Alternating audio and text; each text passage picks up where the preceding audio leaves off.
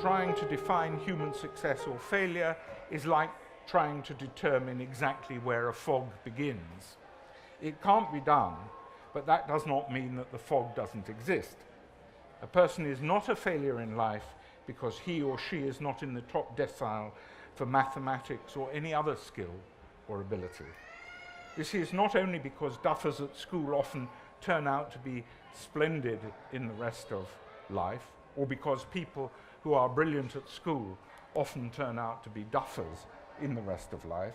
It is because there is no single criterion by which success or failure can be measured, or even a small number of criteria.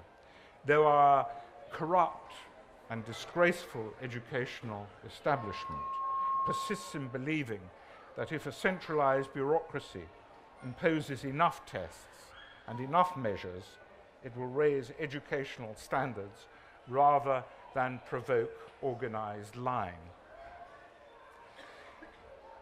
Same goes for the health service, incidentally. The fear or avoidance of failure prevents success. A certain proportion of pupils, if one's still allowed to use the term pupil, because I've noticed that children now achieve the status of student at the age of 3,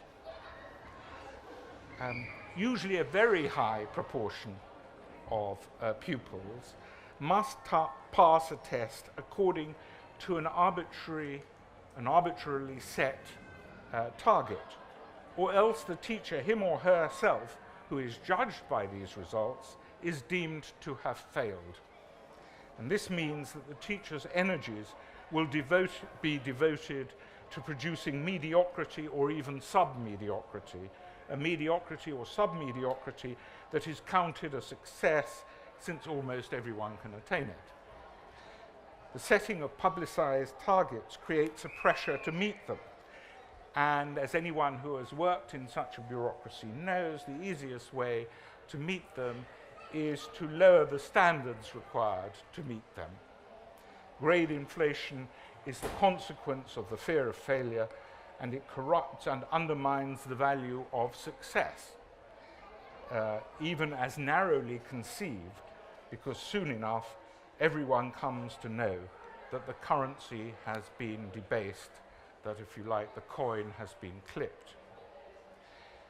The proper way to address failure is with tact and generosity of spirit. These can't really be taught, I think, and certainly they can't be measured.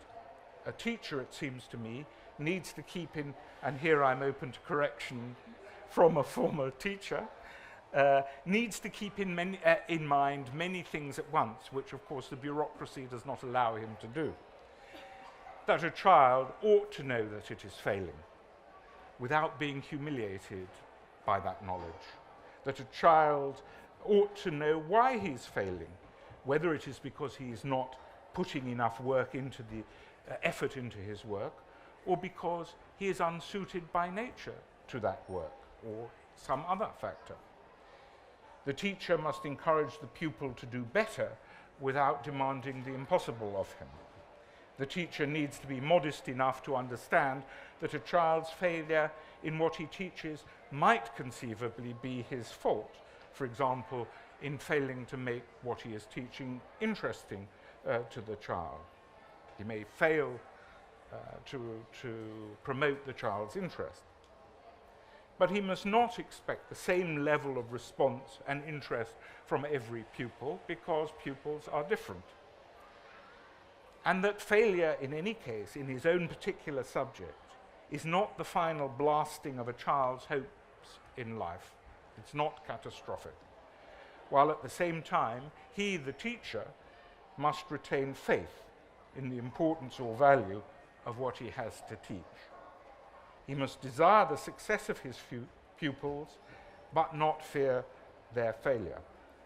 Well, not long ago, I was in a public debate with a person much more famous than I on the subject of what it takes to be good. And I won't name her because I don't want to besmirch anyone's name, though I didn't think she was good, actually. But she said that a necessary condition of being good was to be intelligent, by which, I think, she meant to be in the top 1% at most of the distribution of human intelligence. In other words, goodness is possible, though she didn't say it was guaranteed, only for the intellectual elite. Now, this seemed to me a terrible doctrine in its implications, as well as being empirically preposterous. It condemned the vast majority of humanity to incapability where goodness was concerned. It seems to me that we are rather inclined to make similar mistakes in the relation between educational success and success in life. Educational success being measured merely by a few numbers. Now, I'm far from decrying intelligence or scholastic success, however it may be measured.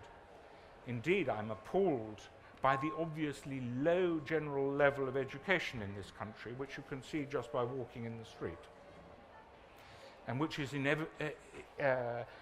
evident to me when I arrive in this country from a stint abroad, almost anywhere in the world. But there seems to me almost an ideological or determined quality to the evident low cultural and educational level in this country, a kind of deliberate crudity, vulgarity, and stupidity, a lack of refinement of any kind, an inability or unwillingness to learn even so simple a matter as how to address strangers with reasonable civility. All the more devastating, of course, in an economy that is highly dependent on the provision of services. That is why, whatever our level of unemployment, we will continue to have to import labor from abroad if we want to have simple services that work with tolerable efficiency and grace.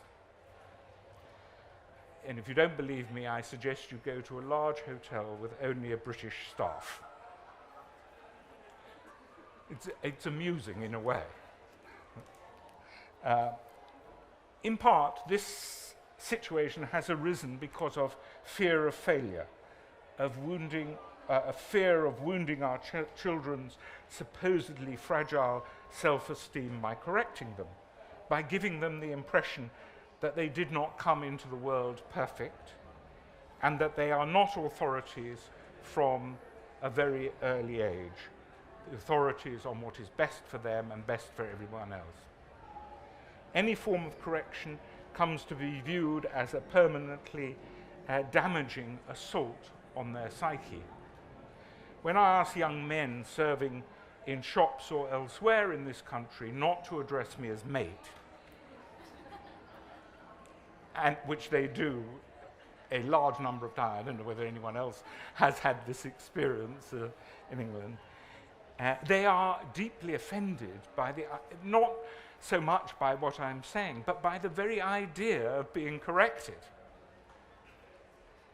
Teachers who have the temerity to correct children or who criticize their conduct to parents often face abuse, and in this country even violence, from parents, because their criticism implies defects in the children and possibly in the parents as well, and the need for improvement, a sensitivity which has its origin in the fear of failure. Now, of course, constant and carping criticism or deliberate and repeated humiliation can undermine the self-confidence of children. This is perfect common sense. And no doubt it can turn them into neurotic wrecks if carried far enough. That is why children should be taught early to tolerate exposure of failure, conducted by people who obviously have their welfare at heart, as I think teachers should have.